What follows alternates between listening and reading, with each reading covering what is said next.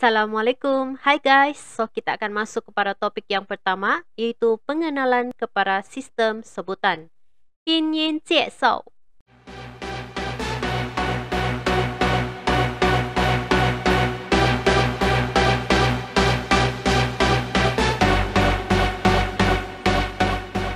Langkah pertama dalam menguasai komunikasi bahasa Mandarin adalah dengan belajar menyebut perkataan Mandarin dengan intonasi yang betul. Hanyi bermaksud bahasa Cina atau Mandarin dan Pin bermaksud eja serta Yin bermaksud bunyi. Pinyin memudahkan kita agar mampu membaca Chinese character dan 95% sebutan dalam Mandarin akan dapat disebut jika anda menguasai cara sebutan seperti dalam gambar raja di bawah ini. Dalam bahasa Mandarin, tona suara ataupun ton terbahagi kepada dua, yaitu initial dan finals. Gambar raja ini adalah sistem sebutan dalam bahasa Mandarin. Warna merah ialah finals dan warna biru ialah initials. Di sini saya akan sharekan tips ataupun teknik bagaimana menyebut intonasi yang betul dalam Hanyi Pinyin. Di sini anda akan lihat saya telah gantikan huruf B dengan P. Bermaksud, apabila kita melihat Hanyi Pinyin bermula dengan huruf B, lidah kita akan menyebut menggunakan huruf P. Contoh, po. Manakala, jika anda melihat Hanyi Pinyin bermula dengan huruf P, kita akan menyebut disertai dengan angin, yaitu ho, dan M serta F, seperti lidah menyebut ejaan dalam bahasa Melayu. Mo, po. Hanyi Pinyin yang bermula dengan huruf D, kita akan menyebut dengan huruf T, yaitu te. Manakala Hanyi Pinyin yang bermula dengan huruf T, kita akan menyebut disertai dengan angin, he. Dan huruf N dan juga L bunyinya seperti kita menyebut dalam bahasa Melayu, ne, le. Seterusnya kita lihat pula Hanyi Pinyin yang bermula dengan huruf G. G kita akan menyebut dengan huruf K, yaitu ke.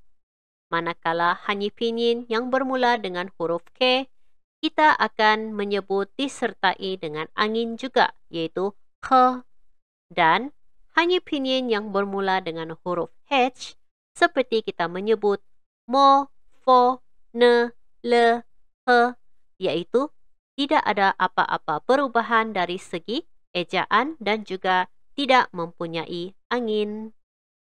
Hanyi Pinyin yang bermula dengan huruf J, kita akan sebut dengan huruf C, yaitu chi. Manakala Hanyi Pinyin yang bermula dengan QI, kita akan menyebut chi, shi. Kita menyebut dengan angin yang banyak. Manakala Hanyi Pinyin yang bermula dengan huruf X, kita akan menyebut dengan sebutan C ataupun huruf ABC, C. Hanyi Pinyin yang bermula dengan huruf Z, apabila bertemu dengan finals I, bunyinya ialah Z, seperti kita terkena kejutan elektrik. Seterusnya, CH bertemu dengan I, sebutannya ialah sh. Kita sebut dengan angin yang banyak. Manakala apabila S bertemu dengan I, kita tidak menyebut C, tetapi kita menyebut S. Dan R seperti kita sebut dalam bahasa Melayu, ra. ZH apabila bertemu dengan I, kita akan menyebut dengan gigi rapat, ch, ch. Pastikan gigi anda rapat apabila menyebut Hanyi Pinyin ini. Manakala CH dan SH, kita muncungkan mulut kita, yaitu sh, sh. Dan ya dan juga wa seperti kita menyebut dalam bahasa Melayu. Bahasa Mandarin mempunyai 5 nada atau tona suara, yaitu 4 nada utama dan nada yang kelima dibaca dengan ringan. Tiada tanda pinyin. Ringkasannya ialah 4 tambah 1 tons. Ini ialah 4 nada utama dalam bahasa Mandarin. Bunyi yang pertama, ma. Bunyi yang kedua, ma. Bunyi ketiga, ma. Dan bunyi keempat, ma. Sekali lagi, ma, ma, ma, ma. Ini ialah 4 nada utama yang kita belajar tadi dan juga nada kelima, yaitu tidak mempunyai tanda pinyin di atas ini. Sebutannya ialah ma, ma, ma, ma, ma. Sebutan untuk nada kelima ini adalah ringan dan pendek sahaja. Gambar raja ini menunjukkan Chinese character yang berbeza dengan Chinese traditional. Ini ialah Chinese simplified. Kebanyakan pada zaman sekarang ini, semuanya menggunakan Chinese simplified. Pada zaman dahulu, Chinese character bermula dengan tulisan yang sangat complicated seperti ini. Inilah yang dipanggil sebagai Chinese traditional.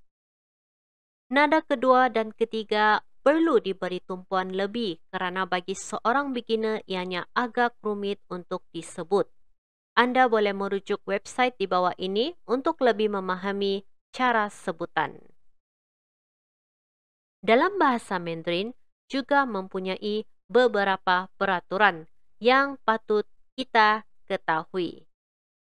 Rules pinyin yang pertama iaitu apabila pinyin ketiga bertemu dengan pinyin ketiga seperti berikut. Hen, hao. Hen, hao. Kita akan menyebut dengan pinyin yang kedua dan ketiga, iaitu hen, hao. Hen, hao. Rules pinyin yang kedua, iaitu pinyin keempat bertemu dengan pinyin yang keempat, kita akan menyebut menggunakan pinyin kedua dan pinyin keempat. Seperti berikut, pu, cian. Dan sebutan menggunakan yang kedua ialah pu, cian. Rules ini hanya untuk perkataan pu sahaja.